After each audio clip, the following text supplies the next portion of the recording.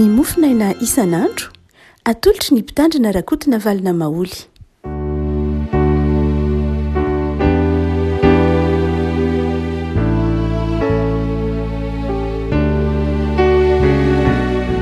Mpifaliana ravina no iaravanantsika hatrarety talata fa 20 ny volana jolay ity ny mofinaina valahatra ao antsika dia niboky Ezekiela mpaminany Ezekiela toko 7:30 andiny 20 ka hatramin'ny 1:30 ihany. Ezekiela toko 7:30 andiny 20 ka hatramin'ny 1:30. Fakina amin'ny anaran'i Jesosy. Koa izao nolazain'i Jehovah tompo aminy indro. Izaho no itsarany adin'ny ondry matavy amin'ny ondry may, satria ny tehezanareo sy ny sorokareo no entinareo manosika ny marary rehetra, ary ny tandrokareo no entinareo manoto azy, mandra-pandronjinareo azy ho any velany. Dia hovonjeko ny ondriko, ary tsy ho babo intsony izy, ary ho tsaraiko ny adin'ny ondry amin'ny ondry namany.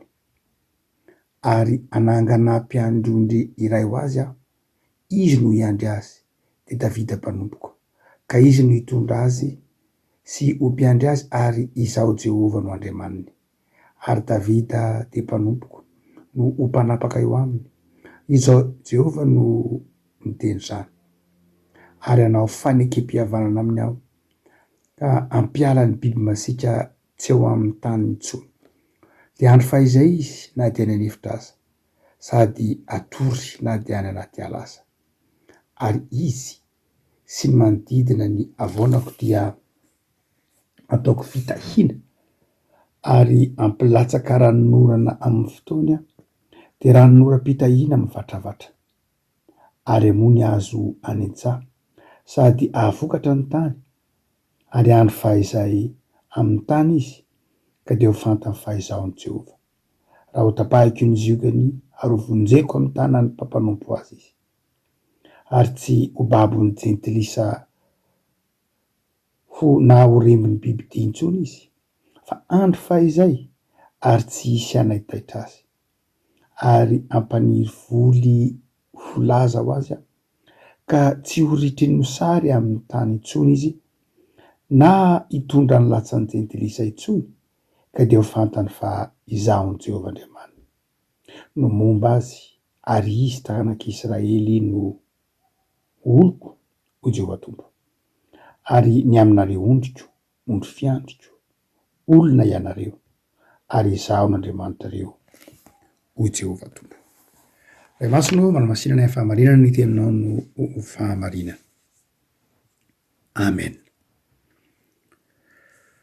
Any amin'ny fahababoana ny zanak'Israely amin'izao faminaniana nataony nampitondraina ny Ezekiela mpaminany izao. Mbola any Babilôna izy, ary Ezekiela moa dia niaraka tamin'ny zanak'Israely, na marimarina koa niaraka tamin'ny Joda tany Babilôna. Jeremia kosa dia niaraka tamin'ireo nandositra nakany Egypta, ary dia maty tany Egypta i Jeremia. Nisy ny tavela tao Palestina zany, tao amin'ny faritanin'ny Joda, fa ny maro risa kosa dia natanjaka ny salama, dia babo tany Babilôna nandritry ny 70 taona na 80 taona ny maro rana kokoa. Ary dia Ezekiela mpaminany no mpaminany niaraka tamin'izy ireo tany. Dia Ezekiela mpaminany zany ato dia maminany ny amin'ny fiverenana ao aorianany fahababoana. Zany hoe navelan'Andriamanitra ho babo ny zanak'Israely, fa Ezekiela dia naminany fa hiverina indray ny voninahitry ny zanak'Israely, hiverina ao amin'izany, hiverina indray ny voninahitry ny tempoly, izay niala tao amin'ny tempoly Jerosalema, ary nanaraka ny zanak'Israely tany amin'ny fahababoana ny voninahitr'Andriamanitra, ny voninahitr'Andriamanitra tao amin'ny tempoly. Zay ny naharavan'ny tempoly araka ny faminany Ezekiela, dia niaraka tamin'ny vahoaka no babo tany Babilôn'Andriamanitra. Ary eto dia manome toky Andriamanitra amin'ny lalàna faminaniana Ezekiela ity, fa handray andraikitra ny amin'ny fanafahana, ary tsy hoe fanafahana ihany mihitsy aza, fa ny amin'ny fitondrana ny zanak'Israely na ny fokony Joda indray, na ny fireneny Joda aorianany fahababoana. Fanoharana moa zany hoe zay mahafaminaniana azy, dia sarina mpiandry ondry mani, ondry matavy no anehoany ny tompo faminaniana amin'ny Ezekela mpaminany mba hampazava ny faminaniny. Atsika moa mety ho tsy de mahazatra zany tontolo zany tsika satria tsika tsy mpiandry ondry, tsika tsy mahafantatra ondry ara ny akabeazany io, tsy fantatra ny fomba fiandrasany ondry sy ny tahaka zany. Fa zanak'Israely de mpiandry ondry ny akamarony andavanandro ny jiosy ny fiandrasany ondry de fantany tsara ny dikan'ity faminanina ity, tsy nila fanazavana akory ary. Raha toa ka mamaky ny andininy fahavalo ka hatramin'ny valo amby telopolo isika dia manatsoaka lafin-javatra vitsivitsy, fipanahy vitsivitsy. Voalohany dia asehony Ezekela mpaminany fa hitan'Andriamanitra ny tsy fahamarinana eo anivon'ny fiarahamonina mahazo ny ondry. Misy ondry mahi, misy ondry matavy.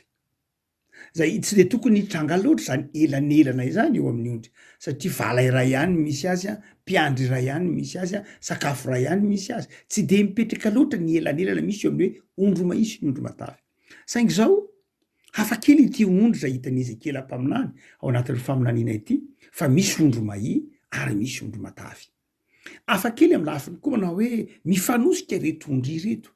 Ka dia ny ondry indray no ondry namany manosika ny ondry namany ivoaka ny vala. Tsy fahita loatra zany. Fantatsika fa tsy pitranga loatra zany. Zavatra marina fa miady ny ondry matetika pitranga zany. Fa ny hoe misy elanelana be loatra, betsaka ny ondry mahi, betsaka ny ondry matavy, ary ny ondry matavy dia mandondrindrondrina zany hoe manosika, manoto, mandratra lay ondry mahi ary dia voatosika ny ivelany mihitsy lay ondry mahi ary dia manjary lasa toy ny very. Dia izany sary zany no anehon'ny faminaniny Ezekela fa Andriamanitra mahita ny tsirariny eo anivon'ny fiarahamonina. Andriamanitra de mijery ary mahatsapa mahita ny tsirariny eo anivon'ny fiarahamonina, mahita ny fangiry firiny ny ondry mahizy. Ondry mahizy zay hoarin'ny tompo hoe ho an'ireo zay tratry ny tsindry azo lena, tratry ny tsirariny, tratry ny fanososena ny zony dia hitan'Andriamanitra ireny. Raha ohatra ka jerena amin'ny tokotany be ny fiainan zanak'Israely dia rehefa miteny hoe ondry matavy na ondry mahety na mpiandry ondry de zao tsy afa-tsy akory fa misy dikany avokory eo. Rehefa miteny hoe ondry matavy dia na reo mpiandry ondry any amin'ny andininy voalohany toko fahetra amby telopolo ity dia tsy afa-tsy akory fa ireo mpitondra zany. Ireo mpitondra tao amin'ny fireneny Israely. Izay sady nihinana n'ondry matavy no natavy koa arak'izany. Dia io lay fanoharana dia hitan'Andriamanitra zay. Rehefa miteny hoe mpitondra ao anatin'ny zanak'Israely dia misy karazany roa. Ny voalohany dia ny mpitondra fivavahana. Ny mpitondra fivavahana zay tao amin'ny tempoly, tao amin'ny tsehatra maro samihafa, fa ny faharoa koa dia ny mpitondra teo anivon'ny fiarahamonina. Reo rehetra dia samy tondron'ny tompo eto amin'ity faminaniny ity ho manatavy tena, na koa tondron'ny tompo koa amin'ity manao hoe manondrindrondrina ny ondry mahi. Afaka malala ao anatin'ny zavatsarotra mandrakariva isika mijery ny fiainana eto amin'ity zao tontolo zao ty, de mahita fa misy ny ondry matavy, misy ny ondry mahi eo anivon'ny samy malagasy, eo anivon'ny samy mpiray tanindrazana. Ny olona de zao tsy afaka mifampitsara isika na efa nondro molotra hoe ianona n'ondry mahi, ianona n'ondry matavy, tsy zay loatra. Andriamanitra mahafantatra hoe ianona ity ondriko ity ondry mahi, ity ondriko ity ondry matavy. Tsy mila tenenao amin'Andriamanitra zany fa io tenen'ny bokin'ny Ezekely hoe hitan'Andriamanitra ny ondry matavy, hitan'Andriamanitra ny ondry mahi. Fa izao handray andraikitr'Andriamanitra. Zay ny faharoa amin'ity faminan'ny Ezekela ity. Handray andraikitr'Andriamanitra. Hitsara ny adin'ny ondry matavy amin'ny ondry mahi. Zany hoe Andriamanitra tsy mahazaka ity fiarahamonina mitanila eto amin'ity zao tontolo zao ty. Ity fiarahamonina hitatsika miangatra eto anivon'ity zao tontolo zao ty. Ity fiarahamonina anjakan'ny tsirariny eto amin'ity tany misy atsika ity. Ny tany mahantra ty Afrika dia be de be ny olona zara afa misakafo, zara afaka mitsabo tena, zara afaka mampianajanaka, zara afaka mitafy aza am'izao vanim-potoana izao aty Afrika, tsy Madagasikara rery io fa Afrika manontolo.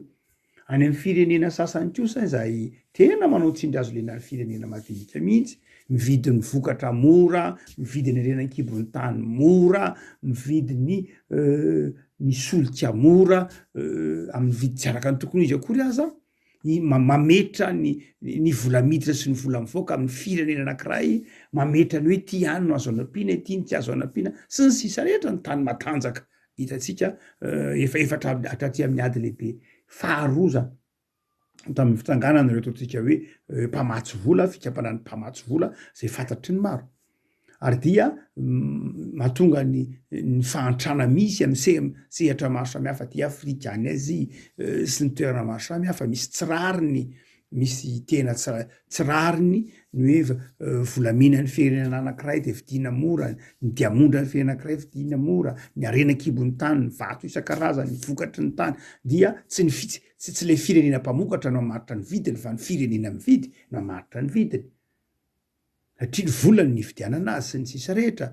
Dia misy tsirariny eto ambonin'ity tany ty, misy zaravilana eto amin'ity tany ty, misy zaravilana. Andriamanitra tsy nanao zaravilana mihitsy fa samy nomen'Andriamanitra ny anjarany avokoa ny isam-pirenena hahavelona azy, tsy hampahantra azy.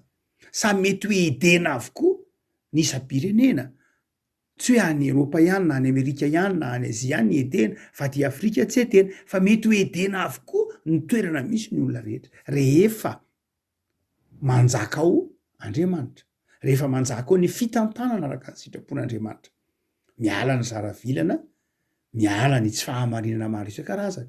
Dia eto ary ny tompo revako malala dia manaitra ny ondro mahisy ny ondro matavy sy ny mpiandry ny ondro mahisy ny mpiandry ny ondro matavy hoe hitan'Andriamanitra ny tsirariny, hitan'Andriamanitra ny zaravilana eto ambonin'ny tany, ary ho avy izy hitsara. Hitsara ny adiny firenena lehibe amin'ny firenena mahantra, ny adiny firenena mahantra zay hoarina amin'ny ondro mahi amin'ny firenena matanjaka, indraindray zay tsy miraharaha mihitsy ny fahantraniny ny firenena mandinika, na koa samy eo anivon'ny mpiray tanindrazana. Ka raha misy mpiray tanindrazana zay mahi ianjadiny tsindry azo lena ataony matanjaka ao anivon'le firenena, anivon'le fiarahamonina, de hoy ny tompo eto mana hoe ho avy ny andro fa tsy maintsy hitsara Andriamanitra, araka io tenin'io mana hoe ho avy ny andro fa ho vonjeko ny ondriko ary tsy ho babo tsony izy, ary hitsara andininy faharoa amby roapolo, ho tsaraiko ny adiny ny ondry amin'ny ondry namany. Mahatahotra ry avatra zany, fanantenana zany ho atsika izay ao anatin'ny fahasana, fa izao mampatahotra koa zany raha toa ka mandeha amin'ny tsy fahamarinana, raha toa ka mandeha amin'ny tsirariny ny fiarahamonina. Tsy hoe hitan'Andriamanitra ihany zany ny fahantratsika, tsy hoe hitan'Andriamanitra ihany ny tsindry azo lena mahazo atsika, tsy hoe hitan'Andriamanitra ihany ny tsirariny mahazo atsika, fa mampanantena antsika Andriamanitra fa hitsara izy, manana ny fotoanany izy, fa tsy maintsy ho avy ny fitsarana hoy ny tompo eto. Ary tsy vitany hoe ho avy ny fitsarana fa handray andraikitra mihitsy Andriamanitra, hanaisotra ny mpiandro tsy marina araka io teneniny io, na eo anivon'ny fiarahamonina io, na mety eo anivon'ny toe-javatra maro samihafa mitranga io, de zao hanendry olona Andriamanitra izay hitsara, hitantana, hamonjy mba hahatonga ny lay lamina iverina araka ny tokony izy. Revako malala fanantenana ao atsika zany, fanantenana ao atsika zany satria raha toa ka mijery isika eto anivony ty tany fandalovany ty, dia mahita hoe manantena izany hoe fitsofoan'Andriamanitra antsehatra eo amin'ny tantarany fiarahamonina, eo amin'ny tantarany fiangonana, eo amin'ny tantarany mpiarabelona izany. Ary rehefa miditra antsehatra Andriamanitra de zao marary le izy, mazava ho azy, fa zao manasitrana le izy, mitondra fiadanana le izy. Revako zay lafiny zavatra izay dia misongadina tsara am'ty faminaniana ity, fa tsy zay ihany, fa Andriamanitra koa hoe de manome toky fa rehefa miditra tsehatra ao anatin'ny fiarahamoninaandriamanitra, ao anatin'ilay tokantrano, ao anatin'ilay firenena, ao anatin'ilay fikambanana, ao anatin'ny fiangonana de zao rehefa miditra tsehatra andriamanitra de misy zava-baovao hoentin'andriamanitra. Misy zavatra zay tsy azo ny saina eritreretina mihitsy ary eo ny ahafantaranao fa niditra tsehatra andriamanitra. Miditra tsehatra andriamanitra amin'ny fotoana zay misy zavatra miala amin'ny mahazatra mihitsy. Misy famantarana izay mety miala amin'ny mahazatra mihitsy ahatsapanao fa andriamanitra no mitondra, andriamanitra no mitarika. Izy manao hoe ary anjaka ny fandriampahalemana andro faizay izy na de any anaty ala aza.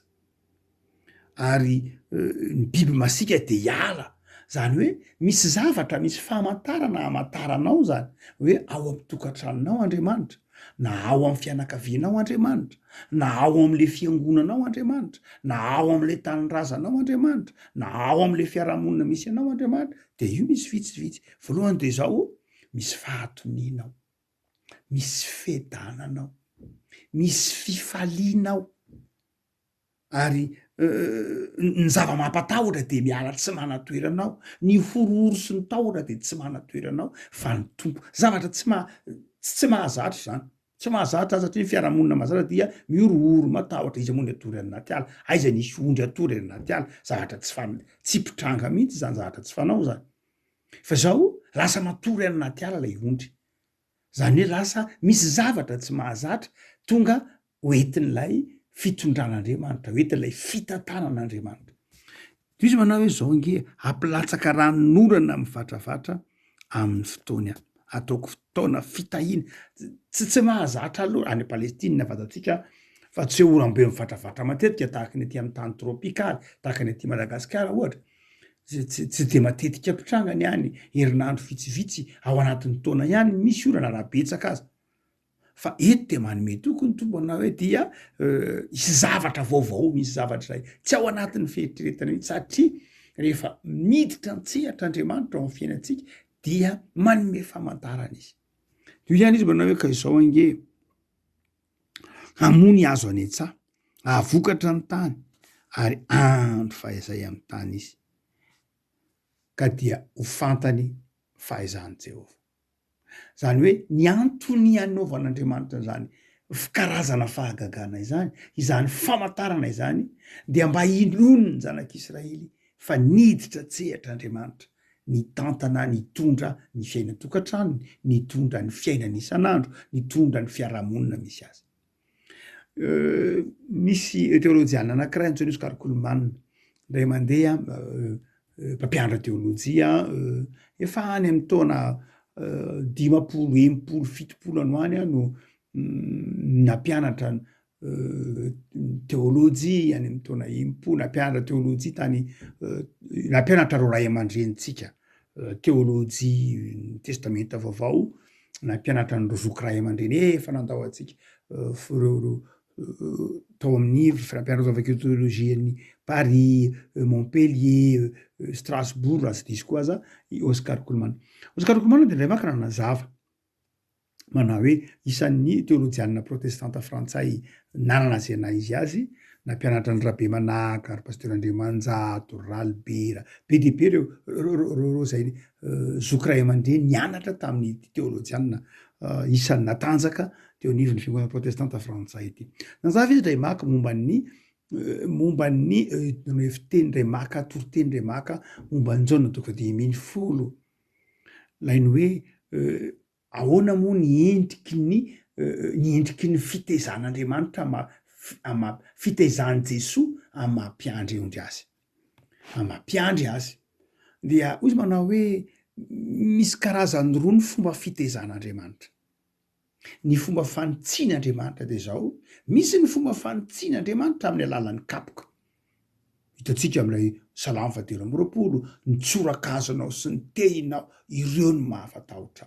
Eny am-pelantanan'Andriamanitra ny tsorakazo, rehefa miteny hoe tsorakazo de fanitsiany zay, fanamboarany zay, fananarany zay, izay le maharary. Misy lafinjavatra izay ny mpiandry ondry zay hoarin'ny tompo, hoe mpiandry ondry tsara de mpiandry ondry zay mananatra mikapoka marary mihitsy aza marary mihitsy tsy voatery zay tianao no tsy maintsy ataon'Andriamanitra dia misy zay tsorakazo ny mpiandrondro zay tsorakazo mitaiza tsorakazo ny fitiavana dia zay ozy karikolomana de ataony Jesoa amy mampiandrondro tsara azy ny ondro rehefa manidy dia kapohany amin'iny iny tsorakazo iny mpiandrondro any Palestina moa de nanana tehina lavabe iny tehina lavabe iny lay fitaovam-piadiana entina miady amin'ny ambody fa misy kosa lay tsorakazo lay fohifohy sahabo 80 cm eo zay ikapohana ny ondro rehefa sendra mivily lalana iny le teneniny Salama telo amby roapolo hoe ny tsorakazo anao sy ny tehinao zany hoe ny fanitsinao ny fitaizanao ireo koa de mahafatahotra tsy amelay andeha amy lalana tsy izy ianao fa tsy maintsy ikapoka any tsy io zany dia ny fomba fitaizan'Andriamanitra koa de zao manitsy izy marary io kapoka ataon'Andriamanitra io de zao marary io saingy mahasoa fa hoy izy karikolomana manazavana hoe zao koa nge amin'ny Jaona tonga de mbeny folo io misy ny hoe izay sampan'izay tsy mamoa dia tapahiny mba hamoa bebe kokoa dia io tahaka an'lay voaloboka zany hoe marary keo le fanitsin'Andriamanitra n'lay voaloboka tapahina le izy tapahina lay tsy mamoa marary mihitsy hoe izy karikolomana marary mihitsy lay hoe rantsana de tapahana esorina fanitsin'Andriamanitra mba hamoa bebe kokoa fa izao revako malala izy ko manao hoe inkonge tondrahana koa le voaloboka koloana le voaloboka adiadina ny fototry ny voaloboka esorina ny ahitra tondrasina zezika fitahina zay haiko ka io iaho izy karikolomana de zao haiko ka izy ny fitahina koa de fitezan'Andriamanitra atsika azainao sio ny teza kely toko fahatra amby telopolo ty hoy izy manao hoe de amony azo de avoavo ny orany mbatravatra dia tsy ho mba ampaniry volo malaza zany hoe isy voly malaza ohatratsika zao de manana hoe girofle manana hoe vanille ampaniry voly ampalaza nareo zany hoe irendretreny de zao ozy karikolomana de zao manao hoe ny fitahina koa kay fomba hitezan'Andriamanitra atsika tsy hoe kapoka ihany no hitezan'Andriamanitra atsika fa ny fitahina koa fomba hitezan'Andriamanitra atsika hahafantaratsika n'Andriamanitra ao anatin'ny fitahina koa de hahafantaratsika n'Andriamanitra ka hitenenantsika tahaka amin'ny Paoly hoe ny fahasoavanao no natoy izao Andriamanitra misy moa zany tsy mahatsiaro mihitsy an'Andriamanitra ao anatin'ny fitahina fa ny anatin'ny kapoka vao mahatsiaro an'Andriamanitra mety misy olo loatra zany mety misy ondro oatra zany rehefa tena matavy loatra izy de zao tsy mahatsiaro an'Andriamanitra mihitsy eo anatin'ny fifaliana fa rehefa voakapoka izy ka lasa ondro mai zay vao tadidiny hoe misy Andriamanitra kay Andriamanitra mitantana de mety eza hatsiaro an'Andriamanitra ao anatin'ny fitahina ao anatin'ny fifaliana mety eza hatakatra ny famangin'Andriamanitra anao anatin'ny fitahina hoe kay moa ity zavatra ity fitahina ity de zao ay avy amin'Andriamanitra io teneniny io manao hoe de ho fantany fa izaho no Jehova rehefa koa malala kay Andriamanitra de zao manome famantarana atsika rehefa miditra tsehatra ao anatin'ny fiainantsika izy mamonjy atsika ao anatin'ny sarotra mitsara ny aditsika amin'ny fahantrana amin'ny zavatra maro isan-karazany de zao manome famantarana Andriamanitra ary manome famantarana fitahina ao atsika de mety eza hamantatra mety eza hanaiky mety eza hisaotra mihitsy an'Andriamanitra am'ireny fotoana zay hitahin'Andriamanitra manokana anao reny mba tsy hoe ao anatin'ny sarotra ihany ianao va hiantsoantso an'Andriamanitra hoe aiza ianao Andriamanitra mazava ho azy ao anatin'ny sarotra tsika miantso an'Andriamanitra moa mandeha ho azy zany tenin'Andriamanitra raha teo zany salama mpianatsikana zany fa mety eza koa ao anatin'ny fitahina mba hatsiaro hoe avy aminao ty Andriamanitra fa tsy hoe voninahitra omena ny hafa tenin'Andriamanitra hoe ndraindraiky ny voninahitra omena ny hafa hoe ny fahombiazanao de heverinao fa ny fiezahanao ny fitahina eo aminao de heverinao fa raha anina na raha anina ny olo-patatrao na nomeanao an'izany na raha anina sy raha anina natonganao ohatr' zany betsaka ny olona mieritreritra an'izany de manjary hoe Andriamanitra miteny avy menao hafa menao an'izao tontolo zao ny voninahitra zany nahatoy izao anao nefa ny adinonao rehefa koa malala engany ahatoky anao fa ny Andriamanitra ao raha ao anatin'ny ady sarotra ianao de matoky fa hitan'Andriamanitra reny ary amaly vavaka anao izy minofa tsy hanary anao izy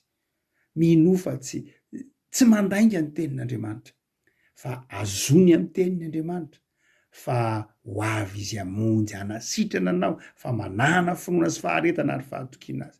Raha ao anatin'ny fitahiana kosa ianao dia meteza andeha amin'ny fanetretena, meteza manana toe-po mizara, meteza manana toe-po mahay mifaly, meteza manana toe-po mahay mankasitraka an'Andriamanitra, meteza manana toe-po mahay mametraka an'Andriamanitra eo amin'ny toerany ka hisaotra an'Andriamanitra ny amin'ny zavatra rehetra. Vavakisika tompo am'soranao zay noho ny amin'ny soratra masina zay mampianatra anay, manazava aminay fa hitanao ny fahantrahanay, hitanao ny olanay, hitanao ny ady ampanahanay, hitanao zay rehetra mangeja anay, mamatotra anay, tsy mahasambatra anay, hitanao koa ny zaravilana misy eto amin'ny tany ty izay tsy planinao mihitsy, tsy sitraponao. De mivavaka zay tompo, ampaherezo mba atoky anao, ampaherezo mba hoendry, ampaherezo mba hanana fanetretena, ampaherezo mba hiantoraka aminao, ampaherezo hanana fifaliana sy fanantenana. Mivavaka zay tompo, meteza tompo, hitantana anay ary hamangy ny fonay, mba hoondrinao zay mandeha amin'ny fahalemem-panahy sy ny fitiavana izay, mba hoondry zay olona ho enao, tezainao manaiky ny sitraponao ary ho fiasany eo am-pelatananao. Tompo jereo ny asanay isan'andro, ataovy ahitanay fahombiazana sy fifaliana, ataovy ahitanay fitahiana.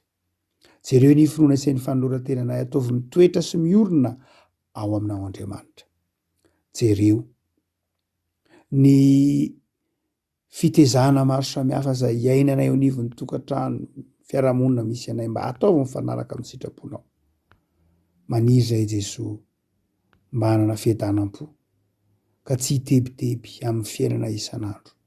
Hoe fahasalamana heri-tanjaka miantehitra aminao zahay, ho aiza moa zay tompo? Ao aminao ihany misy ny fiadanana, ianao efa nampanantena anay, koa dia indray tompo mitodika aminao, mivavaka mangataka ny fitarihanao sy ny fampaherezanao hatrany. Dia taio Jesosy ny isan'andronay, dia anao ndera sy ny Lazaro ny voninahitra fa mitoera aminay mandrakariva tompo tsara. Amen.